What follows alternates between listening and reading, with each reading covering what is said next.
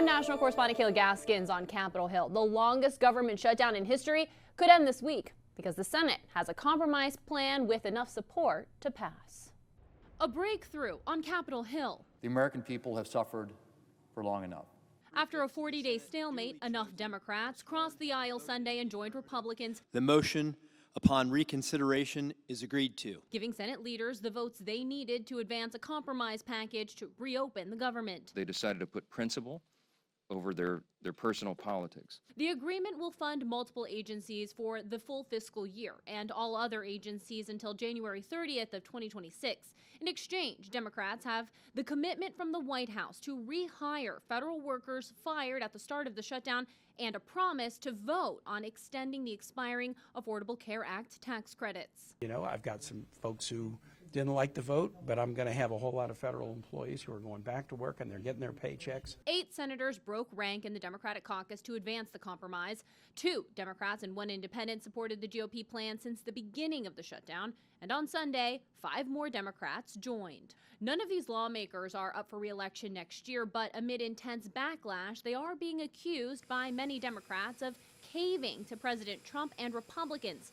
Maine Senator Angus said Democrats' tactics weren't working and weren't ever going to work. The problem was after over 40 days, neither of those goals was being accomplished. And in the meantime, a lot of collateral damage was happening. People's lives were being hurt. We've heard you talk about air travel, but I'm more worried about 42 million Americans who depend on SNAP benefits to put food in before their families. Senate Majority Leader Chuck Schumer standing firm in his opposition. I cannot support the Republican bill that's on the floor because it fails to do anything of substance to fix America's health care crisis. The government won't reopen until the House also passes the compromise plan and President Trump signs it. On Monday, Speaker Mike Johnson gave House members 36 hours to return to Washington and prepare for a vote. On Capitol Hill, I'm Kayla Gaskins.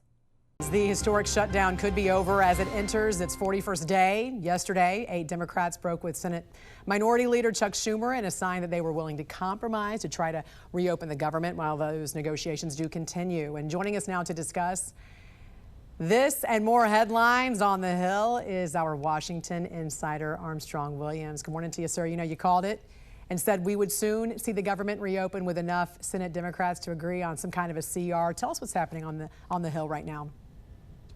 Well, listen, the sort of bypass these greedy insurance carriers to get the money directly to the consumer, the fact that everybody who's fired, federal employees, will get their jobs back, and everyone will get their paycheck and also their past benefits. And you cannot consider firing any other federal employees until January 31st. That was enough for Democrats. And also Chuck Schumer, believe it or not, needed a lifeline. He had to hold for the progressives that he's beholden to, but behind closed doors, Dick Durbin, voting with the centrists, indicated they were ready to move on and stop hurting people for right now for no reasons necessary, because they won the elections on last Tuesday. And so it's just time to resolve this and move on to real issues and issues that this shutdown has caused. What does this mean, though, ultimately for Chuck Schumer? Clearly the Democratic Party not falling in line behind him anymore. What changed? Common sense and people yelling at him. You know, there's a possibility, there are rumors that this could be his last hurrah that he may, as Nancy Pelosi did, announce his retirement. Yeah, we keep hearing that too. And I got to ask you about this story that kind of popped up over the weekend, an unverified story, by the way, about the January 6th pipe bomber who placed pipe bombs outside the offices of the Republican National Committee and the Democratic National Committee. Everyone saw this video. We've seen this video for almost 5 years now. This happened just before the events of January 6th. And again, nearly 5 years later, there is still no suspect in custody, Armstrong. The FBI, the DOJ had no problem quickly finding those January 6th suspects who entered the Capitol. Why do you think there has not been an arrest yet on this? It's very sensitive. And the fact that the DOJ and the FBI has not given any credibility to this, they have not also said, they've not declared that it was not true. There's many things that the story has gotten wrong. There are a few things that the story has gotten right. They want to make sure before they make any announcements on this, because not only does it involve Capitol Police, it involves the CIA, the FBI. They want to make sure Potentially, they dot all their I's and cross all their T's. It's just that sensitive. You're inside the U.S. Capitol building right now. What does it say, though, about the security of our nation's capital when someone could do this, you know, plant pipe bombs, obviously meant to cause death and destruction, and get away with it now for what's almost been 5 years? You're assuming that the bomb was planted to detonate.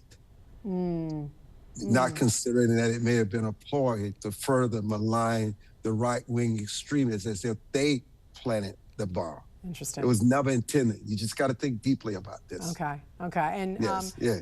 And by the way, very quickly, looking back at Election Day, we know places like New York and New Jersey are not a bellwether for the midterms for the rest of the country. But what were some of your biggest takeaways? Is that the Democrats held on to their blue states that Trump never won before. And in some of them, they barely held on. And also in Minnesota and Minneapolis, the radical Somalian extremist who has been for mayor lost, which tells you that Minnesota has not lost all its common sense. They still put America first.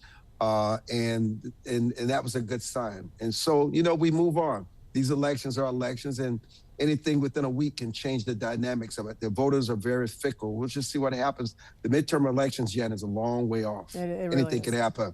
That's very true. All right, sir. Washington insider Armstrong Williams. Great to see you there inside the Capitol. Thanks for joining us. Thank you. Confusion and uncertainty has been mounting for 42 million Americans who rely on SNAP benefits. Just this morning, a federal appeals court ruled SNAP benefits must be paid in full in November of 2025. KOMO's Natalie Fahmy explains why and how we got here.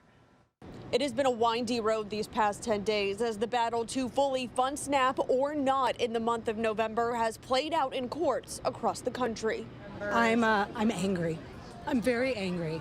SNAP recipients in Washington state, like Georgia Gillespie, are more than frustrated. It's really tough. It's very tough to not have control of your own survival.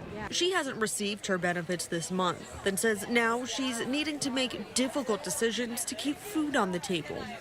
But how did we get here? On October 1st, the federal government shut down, with SNAP payments poised to stop on November 1st. On October 31st, a federal judge ruled payments must continue in full even during the shutdown. The Trump administration appealed the ruling on November 7th. And after a winding road of appeals and Supreme Court involvement, on November 10th, a federal appeals court rejected the Trump administration's effort to only partially fund SNAP benefits until the shutdown ends. We rely on our government to take care of our communities and neighbors, and they're not doing it. They're not doing their jobs. So. And the whole up and down of it all has some Seattle residents like Dave Redile frustrated. He says lawmakers in D.C. should have never let the shutdown get to this point. They need to figure it out. And even with positive signs from the Capitol that the shutdown could end soon, he's not confident that things will bounce right back to normal. I think there'll be a lot of impacts. They'll continue. In Washington state, Governor Bob Ferguson did announce that 250,000 households did receive their SNAP benefits.